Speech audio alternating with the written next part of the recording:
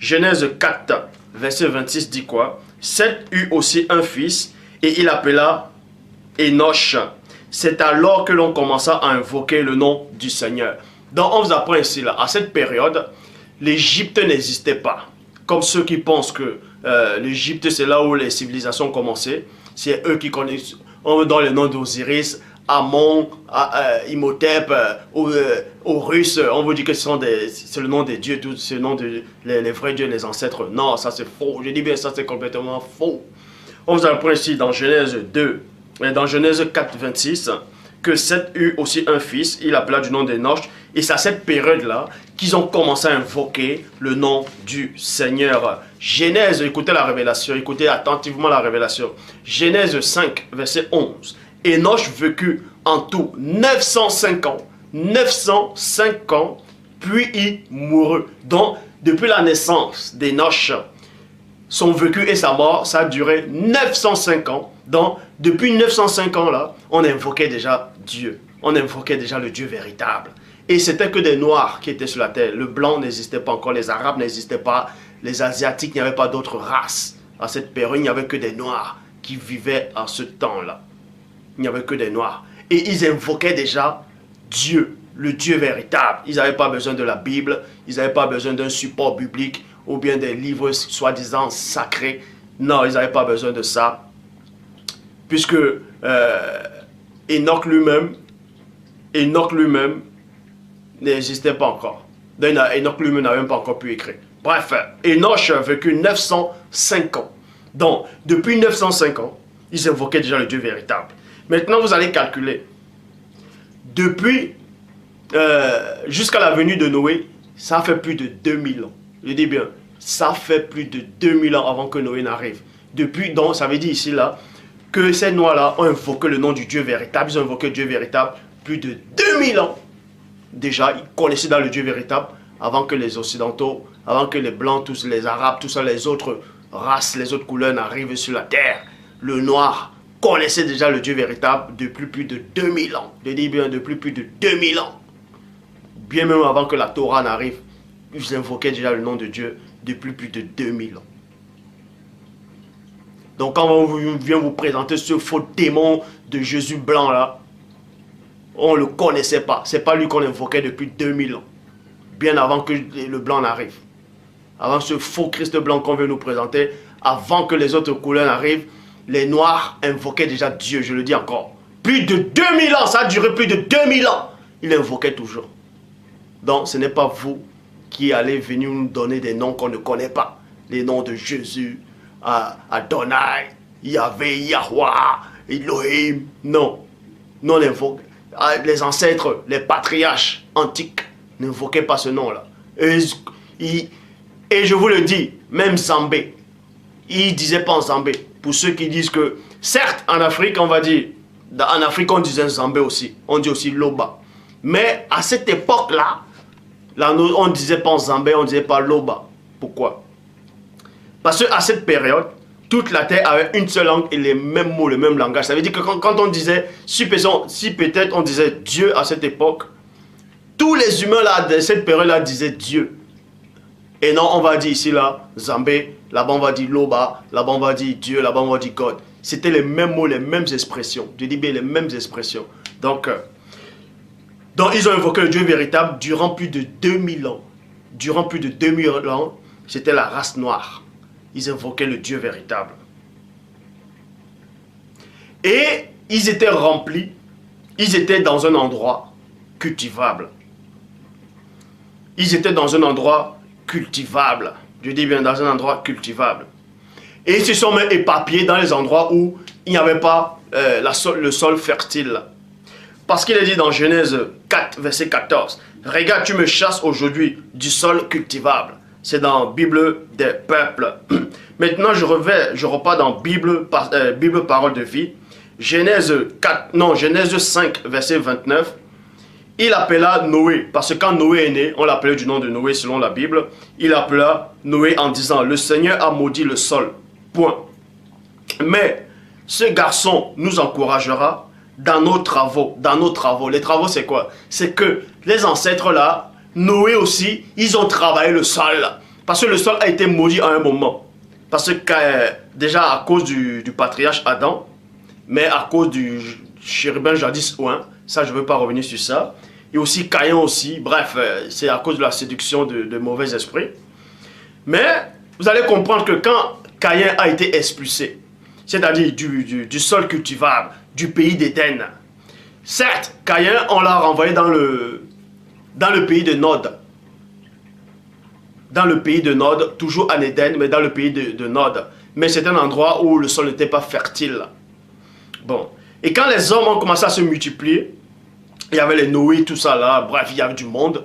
Ils ont commencé à s'étendre eux-mêmes, même dans les endroits où le sol n'était pas cultivable. Et ils ont travaillé le sol pour que ça puisse être cultivable. C'est pour ça qu'il est dit dans la Bible, parole de vie, Genèse 5, verset 29, dont ils étaient plus seulement dans l'Afrique centrale. Ils se sont... En fait, l'Afrique centrale, c'était immense. C'est pas ce qu'on vous montre là maintenant. Là.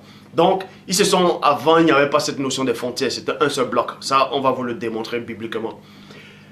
Et ils se sont commencé à se répandre plutôt. Ils ont commencé à travailler le sol. C'est pour ça qu'il est dit dans la Bible, parole de vie, dans Genèse 5, verset 29, il appela Noé en disant, le Seigneur a maudit le sol, mais ce garçon nous encouragera dans nos travaux. Les travaux, c'est quoi? Ils ont travaillé le sol.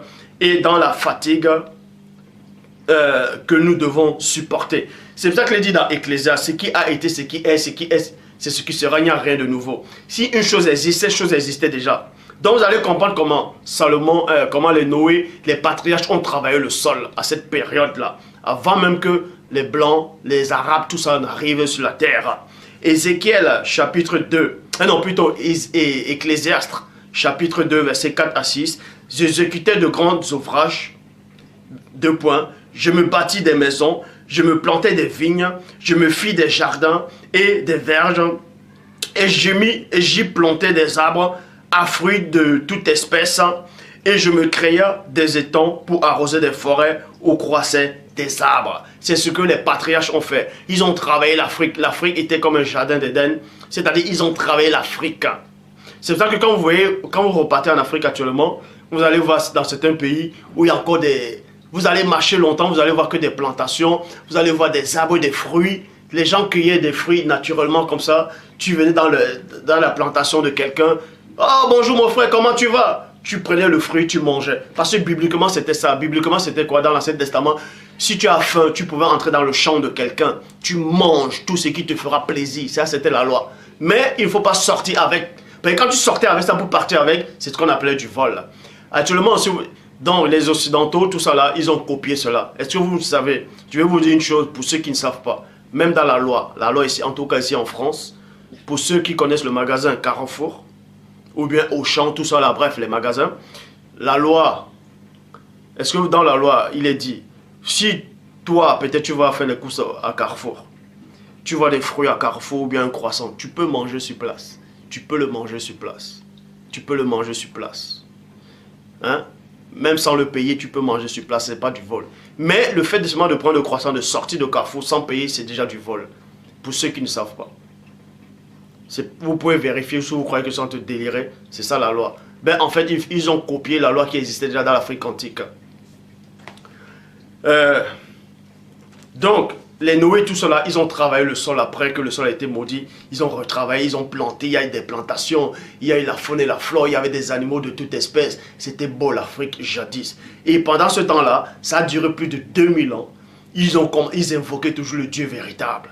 Donc, depuis que Caïn a été expulsé, nulle part dans les Écritures de Genèse, quand Caïn a été banni, et jusqu'à la venue des Néphilim, jusqu'à la venue des anges, jusqu'à la venue des autres races, nulle part, je lance ce défi à tous ceux qui vont à quiconque sur la terre, sur cette planète Terre, pour me montrer le seul récit biblique où il est dit que en cette période-là, les gens ont commencé à tuer. Il n'y avait plus de meurtre. Les gens ne tuaient pas à cette période-là.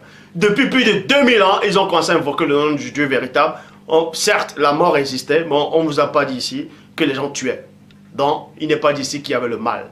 Il n'est pas dit ici que les gens faisaient le mal. Mais ils invoquaient le nom du Dieu véritable depuis plus de 2000 ans. Avant que Noé n'arrive. Depuis que Caïn avait été expulsé, parce que c'est Caïn qui avait tué. Mais depuis qu'ils ont commencé à invoquer le nom de Dieu, le Dieu véritable, ça a duré plus de 2000 ans. Nulle part ailleurs, ici, là, il écrit qu'il y avait encore le meurtre, qu'il y avait la séduction. Non.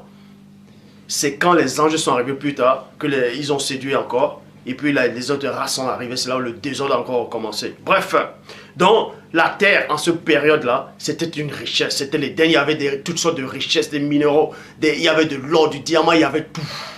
Il y avait tout. Il y avait tout. Et l'or, à cette époque, l'or n'avait pas l'importance comme ici actuellement. Les gens ici tuent pour l'or. L'or pour eux, c'est Dieu. L'or ici, là, c'est Dieu pour eux. Alors qu'en Afrique à l'époque, l'or, c'était normal en fait. Tu prenais de l'or, tu allais rendre visite peut-être au chef, ou tu allais rendre visite à un notable, ou tu allais rendre visite à un frère, à ton frère. Tu amenais de l'or, tu donnais du présent.